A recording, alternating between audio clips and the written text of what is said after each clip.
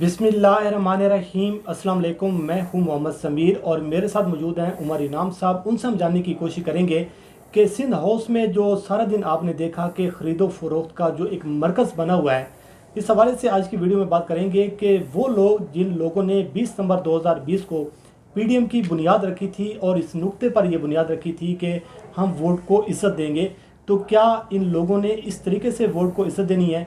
तो उमर इनाम साहब, सबसे पहले तो आपका बहुत बहुत शुक्रिया। बहुत शुक्रिया ज़मीर।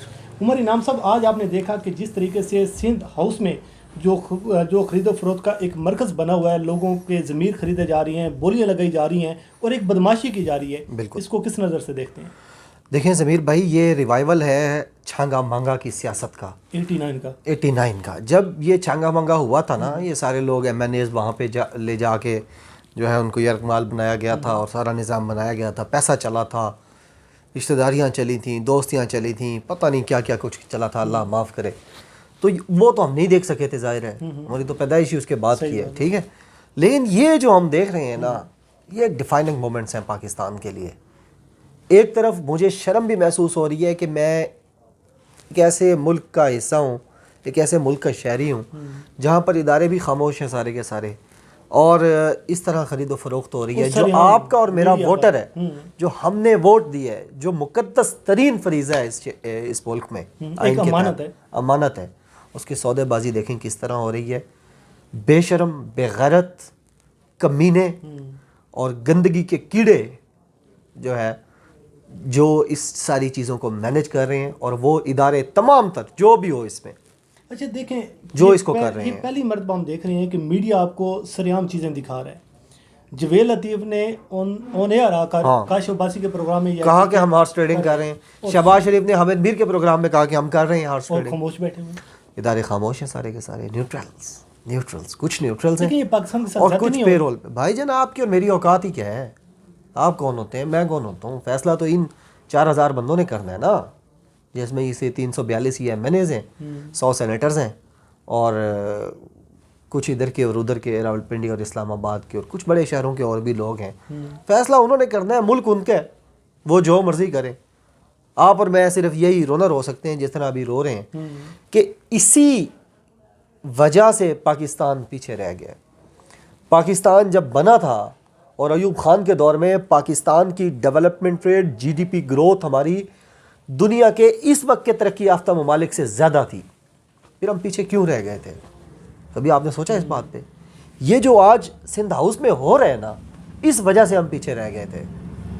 और अब एक बंदा आके उस स्टेटस को उस 2 पार्टी सिस्टम को, उस यारियां और रिश्तेदारियों को तोड़ने के लिए आया था, उसको आपने घेर लिया। आज गिरेगा तो नहीं इमरान खान निकल जाएगा इस पूरे सिस्टम में से। क्या लगता है ये जो बात आप कर रहे हैं कि इमरान खान इस क्राइसिस से निकल जाएगा, लेकिन ये जो आज एक हमने देखा मीडिया पे सारा दिन जो तमाशा होता रहा है, अगर ये इस पे इदारे खामोश रहती हैं, कोई एक्शन भी नहीं होता, और उसके बाद ये लोग एक लम्हे के लिए हम ये तस्वर कर लेते हैं कि ये अपोजिशन जो है इस मिशन में कामयाब हो जाती है, तो उसके बाद ये लोग जब ये अपने हलकों में जाएंगे, अपने इलाकों में जाएंगे, तो अवाम इनको छोड़ देगी, माफ़ कर देगी? सर देखें, अवाम को भी मैनेज किया जाता है, और एक तो शॉर्ट टर्म मेमोरी होती है थर्ड वर्ल्ड के लोगों की, जो तरक्की याफ्ता और इज़्ज़तदार ममालिक के इज़्ज़तदार शहरी होते हैं, वो नहीं भूलते इन चीज़ों को।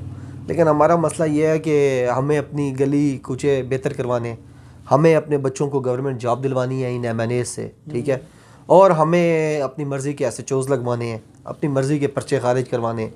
ये काम हमारी कौम करती है, और इसी कौम जो मेजॉरिटी है, और इस काम के लिए इनको भेजती है। तो जैसी यानी वो लोग हैं जो भेजने वाले हैं, वैसे ये बिकने वाले हैं, आगे रेट लगे हुए हैं। मैं तो ये कहता हूँ कि एक इंसान का रेट कैसे लग सकता है यार? रेट चीज़ों का होता है कि ये इतने का, ये इतने का, या इतनी की है। और आप एक ऐसा और आपने अपना इंसान है, आपने आपके लोगों ने आपको एक अमानत दी है, आपने कौमी असम्बली में आके उनका मुकदमा लड़ना है, और आप ऐसे करोड़ों रुपए में, अरबों रुपए में आप आके एक वोट को आप बेच रहे हैं। अशरफुल मखलूक़ात हैं आप, मखलूक़ात में आला हैं। फिर इस मुल्क की जो अवाम है उसके नुमाइंदे आप, उनसे आला है। तो उमर इनाम साहब, ये जो हम बात करते हैं इदारों की, न्यूट्रल की, और ये है, यूसुफ रज़ा गिलानी के बेटे ने कहा कि मैं बताता हूँ कि वोट को ज़ाया कैसे किया जाता है, वीडियो सामने कुछ भी नहीं हुआ। कुछ भी नहीं हुआ। हाँ, ये सारा कुछ हो रहा है, कुछ नहीं हो रहा। तो ये कब तक ये चीज़ें कैसे आप इसको बेयर करेंगे कि आप इदारे इसी कब तक ये खामोश रहेंगे, ये तमाशा देखते रहेंगे? खूनी इनकलाब तक।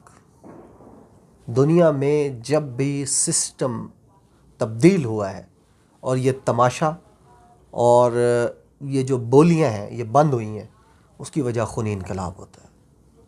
जब आवाम उठती है और इन लोगों को गिरेबानों से पकड़कर इनको कत्ल करती है, कानून अपने हाथ में लेती है, जंगल बन जाता है, 1,00,000, 1.5 लाख, 2 लाख, 2.5 लाख, 5 लाख, 10 लाख लोग मरते हैं। उसके बाद सिस्टम बदलता है। आप चाइना को देख लें, आप ईरान को देख लें, आप फ्रांस को देख लें, आप यूएस को देख लें, यूके को देख लें। कौन सा मुल्क है जहां खूनी रेवोल्यूशन नहीं आया और उसके बाद वो मुल्क ऐसे ही बैठे बैठे सेट हो गए?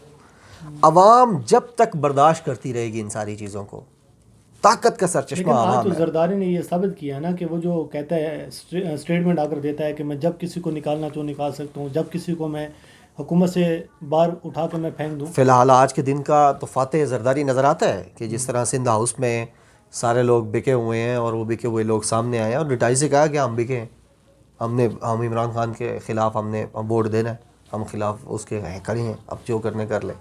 तो लोग माने हुए हैं। लेकिन मैं आपको बताऊं, एक तरफ इदारों की खामोशी को हम लोगों ने सेट करना है, लेकिन गेम अभी ख़त्म नहीं हुई। अच्छा, यानी कि आपको लगता है कि अभी गेम ख़त्म नहीं हुई, गेम अभी जारी है। पार्टी आज शुरू हुई है।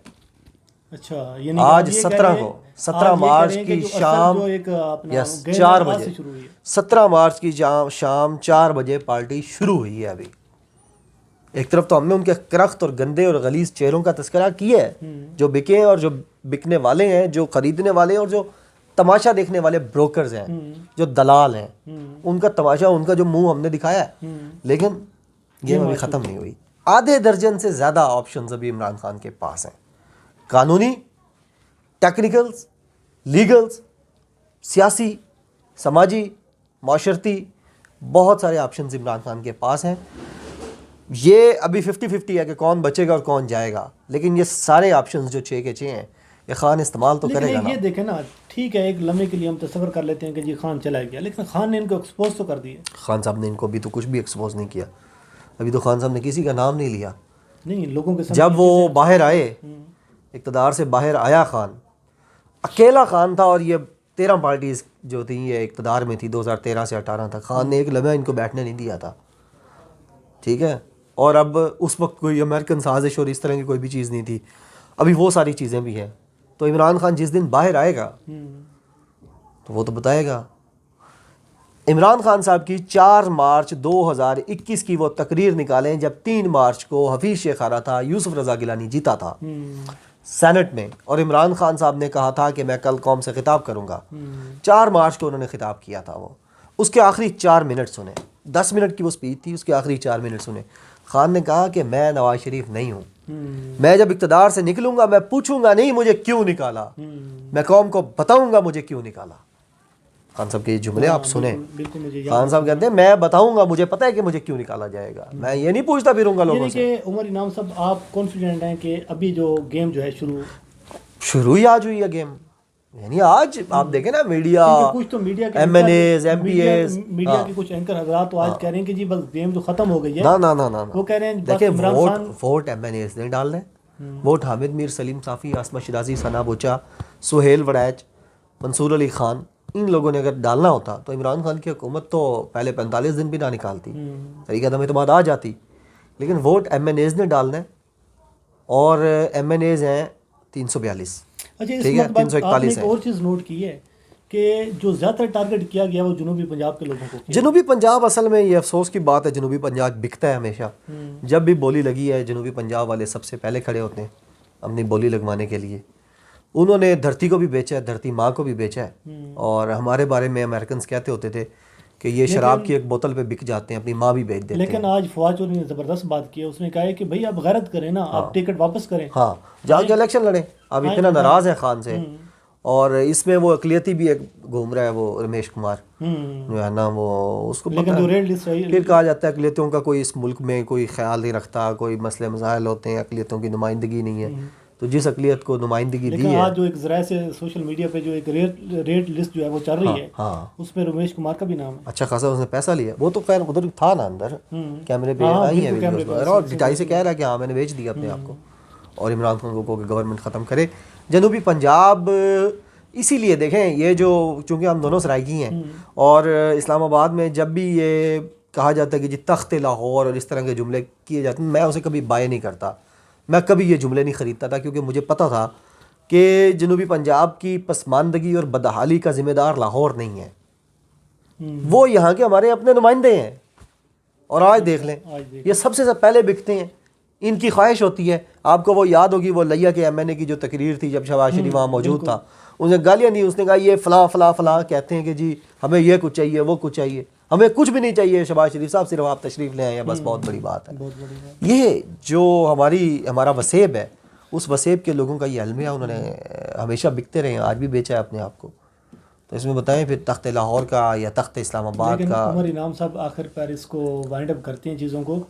शाकिर शुजा आबादी का एक शेर मुझे याद आ रहा है कि तू शाकिर रसूल कमला है, भला नांग भी कहते यार होने। वाह वाह वाह, बिल्कुल सही है। ये जो आज यानी है इमरान खान, तुम मासूम आदमी हो, तुम हथेली पे सांपों को रख के दूध पिलाते रहे हो, सांप कभी किसी के दोस्त नहीं होते। किसी के दोस्त। बहरहाल उमर इनाम साहब बहुत बहुत शुक्रिया आपके वक्त देने का। देखते हैं कि ये जो सियासी दर्ज हरारत है, जो गेम उमर इनाम साहब के मुताबिक तो कहते हैं कि जी गेम असल में आज शुरू हुई है और कप्तान जो है वो अब मैदान में उतरने लगा है। देखते हैं कि इमरान खान साहब जो हैं वो प्रेशर में तो उनको खेलना बहुत ज़्यादा आता है, लेकिन इस मरतबा देखते हैं कि इमरान खान साहब जो हैं वो किस तरीके से अपोजिशन को शिकस्त देती हैं।